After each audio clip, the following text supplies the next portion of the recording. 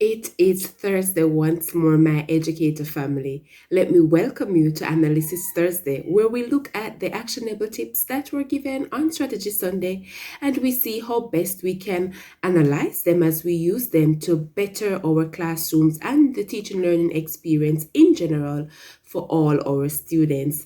I am Carla Boswell-Lewis, Director for Strategic Educational Consultancy Services, where the mission is always to empower you, our educators.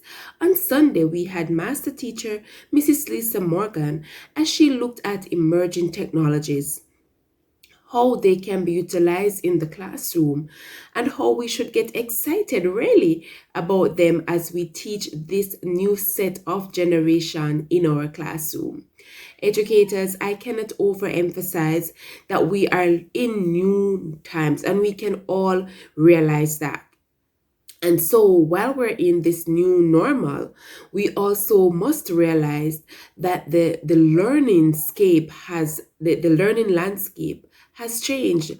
The learners that we had 10 years ago are not the learners that we have today. We have the Gen Zs, we have the millennials, and they are totally in tune with technology. They're totally about their entire lives are surrounded by technology. They will tell you that they have an app that wakes them up. They have an app that helps them to exercise. They have an app that tells them when they're not being focused. There are so many things that are there. And so, as educators, because they are plugged into technology and we want to reach them, we as educators must also plug into technology. So yes, I know that many of us, we may have our fears about how to utilize these technologies and using them in the classroom. Remember, the master at anything was once a learner.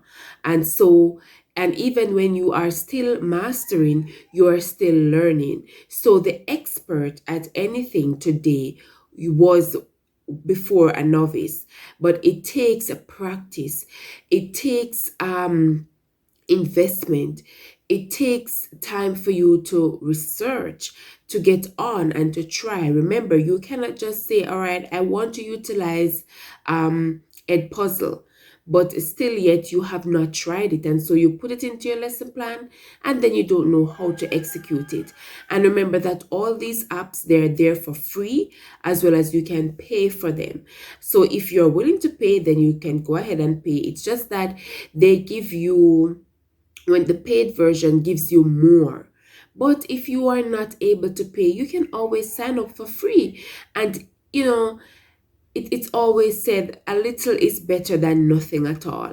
And so with whatever the limitations are, you can rest assured that what you have access to, it will be beneficial to our students. Let's try them out. Let's get engaged. Let's get excited about these technologies and bring them in our classroom so that our students can truly benefit from these. I trust that you would have learned enough from the presentation. It was more like a little training session, more of, not necessarily a talk, but a practical approach. And so I implore you, educators, to get on board, research, go to YouTube, see how you can implement these technologies into the classroom to help our students to master content, to get engaged in learning, to engage the brain as well, which is very key in helping students to understand concepts. I know that we're plagued with the technology bug. We have it at our disposal for some persons. For others, students are not so fortunate. So we have to use what works best for them as well.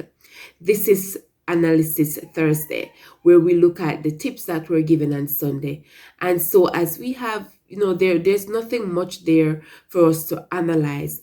It's more of an encouragement for you to go out and utilize these technologies and to get the students actively engaged. I want to thank you so much for tuning in. Take care. We will see you on Sunday when we do our final strategy Sunday for this series, and we will have with us a very interesting educator who will be providing us with her experience as to how she manages the technology in the classroom. Until then, Take care, and remember, whatever you do it for the future of the nations, and you do it for the students as well. Thank you so much.